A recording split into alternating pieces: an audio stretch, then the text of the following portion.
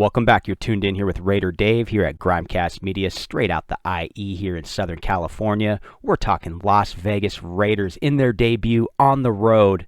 They get the victory, putting up 34 points. Josh Jacobs racks up 3 touchdowns. Clelin Ferrell gets the big stop at the end on a 4th and inches call.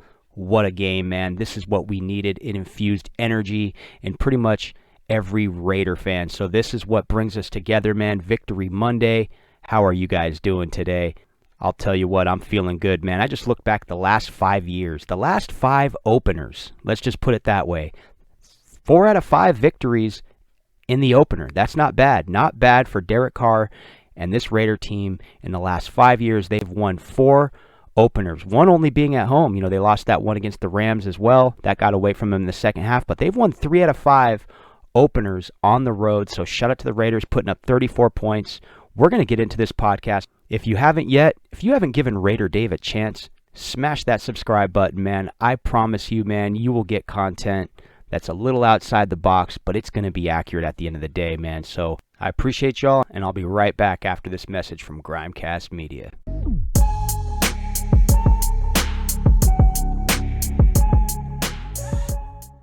Alrighty, Victory Monday, man. It feels good. The Raiders, man, they get the big win on the road in an offensive shootout, man. 7 different lead changes in this game. The announcers pointed out that that was done once last year in 2019. So shout out to the offense, getting things going, getting into a rhythm. I know they started off the game with a 3 and out, but in defense to that, something that I brought up a lot last year was take shots down the field. Try to get the defense to play back. Get them to respect you a little bit because they know a lot of passes are coming from underneath. But Derek Carr, he proves to be efficient in this football game. Pretty much had a clean pocket to stand in. He used the strength of this offense, it being the offensive line, the speed at wide receiver, using his outlet backs when he needed to, getting the football to Josh Jacobs. He has 4 catches in this game. We all know he racks up 3 touchdowns. We'll get to that in a second. But, man, Derek Carr, hats off to him. Good, efficient game. And did not make mistakes, did not turn the football over. And once again, did show poise in that pocket yesterday. So Henry Ruggs, man, he is a dynamic football player, and he looks like a number 1 go-to wide receiver. When he's on the field, everything changes. The defense plays back. They're going to account for him. But what I noticed best with Henry Ruggs, especially when he got that 45-yard catch, he had great separation. There was nobody near him. So this guy had great separation all over the field, knows how to use his feet. He's swift. He can hit the outside corner. The only unfortunate thing was the hit that he took. Unfortunately, we didn't know if it was going to be an ankle or a knee, but he was running around on the field. So I'm hoping for great news for Henry Ruggs, man, because this is a valuable asset to this Raider offense. And not only that, he is who he is, man. He is a wide receiver who averaged 18 yards a catch at Alabama. That's exactly what he did. He might have averaged 19 yards a catch at Alabama. I can't remember. I think there was one year where he had averaged like 20 or 21 yards per catch. I could be wrong. You can correct me on that.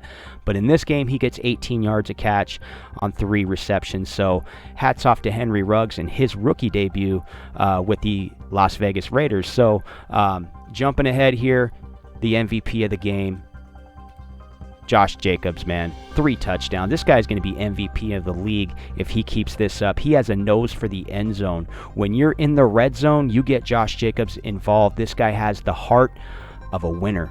Man, this guy wants to win. And even in a post-game interview, Josh Jacobs says, there were holes that I still missed. He's still climbing on himself. He feels like he could have done 10 times better than what he did yesterday. So that's the mentality of a winner, man. So hats off to the MVP in this offense, Josh Jacobs, setting the stage in his second year as a possible MVP candidate. There's no arguing that at this point right now after 1 week of football and what he did last year. He should have been Offensive Rookie of the Year. And not only that, the praise from John Gruden yesterday with Josh Jacobs. That was I'll read exact quote. That was a little bit like Walter Payton used to play, Gruden said. It was hot as hell. He got beat up early. He insisted on coming back, and he insisted on getting the ball as a runner and a receiver. He's special. He deserves some national attention, and I hope you give it to him. You hear that, AP writers nationwide? You hear that? Including the bloggers, everybody, everybody that's putting content out there. do not forget our guy here, Josh Jacobs. This guy is going to be MVP of the league. Yeah, I'm calling it. This is a special football player, man. And I know a lot of running backs had good days yesterday, but Josh Jacobs, man, he's player of the week, if you ask me, man. And we'll see about that. We'll see who's player of the week this week. So a round of applause for NFL player of the week. Now, jumping last to the defense, I know there were some struggles. Let's just talk a little bit about the defense. I got Mo Hurst posted up right there, man. He had a big sack. It was a big sack, man. It's always good when you see a good belly rub, from the defensive side of the football. That means something positive happened. But, guys like Mo Hurst, guys like, Jonathan Abrams, the one that really stood out to me yesterday, man. He was all over the field, ready to lay the wood, and he did, man. He got low, and he gave Christian McCaffrey a wake-up call on an outside run. I mean, when he turned inside, Jonathan Abram got lower, got his shoulder right where it needed to be. It was a clean hit, and not only that, but Jonathan Abram did call out his teammates in the post-game press conference. He said, defense is sloppy, we got to fix this, so shout out to Jonathan Abram, just being a real one, man, being a good leader. I think he's going to be that emotional leader on this defense, and it's going to carry this defense eventually as this team gels. I mean, keep in mind, these are a lot of guys that were just thrown together for the first game, and, it's going to take maybe a few games. Gunther, is he rightfully on the hot seat? Yes. Third quarter adjustment looked good. They only held the Panthers to 3 points, but then the fourth quarter, he was figured out. Now, I'm not going to say he was figured out. It's just the adjustments. He goes to that soft zone, and I believe it was a 3rd and 14 that Teddy Bridgewater was able to convert in a soft zone, and that's where you want the defense to be aggressive. Once you start getting pressure on the quarterback, you want to keep inflicting that pressure. That's why defenses like Baltimore, Pittsburgh, those defenses make those correct adjustments. So I'd just like to see more aggression from Paul Gunther, maybe open it up a little bit and quit playing safe, especially in an offensive shootout.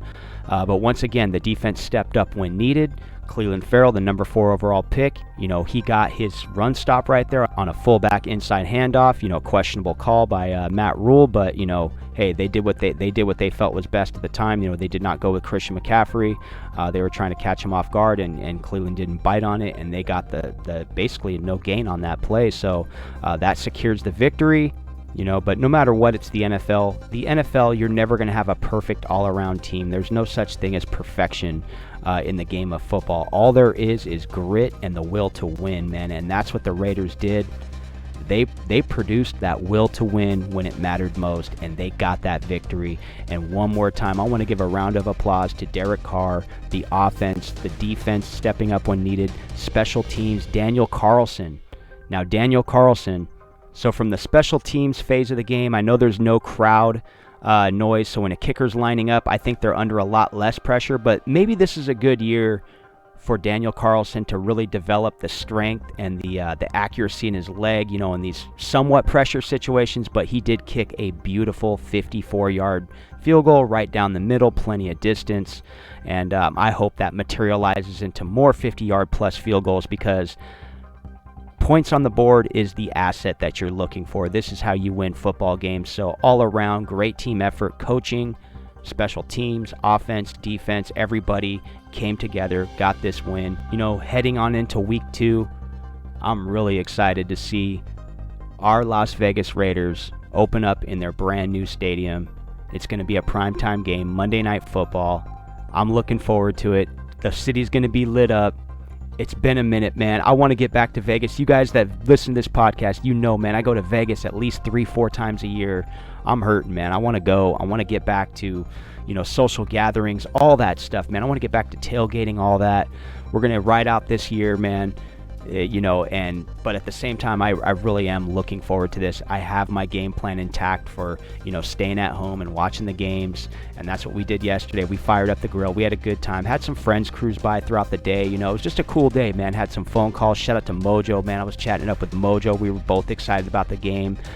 Even had a few emails and a few messages come through on Twitter as far as everybody asking me when the next podcast is gonna drop. So shout out to you, V-Town agent Freddie B, man. I appreciate you guys. And I even got a phone call from a buddy who had somebody that had listened to the podcast, and they hit me up and they're like, Raider Dave, this is your calling, man. You should be doing podcasts. And I'm like, man, it just made me feel good. Of course, I had a few shots of tequila in me, and a few IPAs, and quite a few burgers, and and then I cooked a nice steak last night, man. So I got my protein fix yesterday, man. We're getting on in a Monday here. We're gonna put in some hard work, man. You have a blessed day.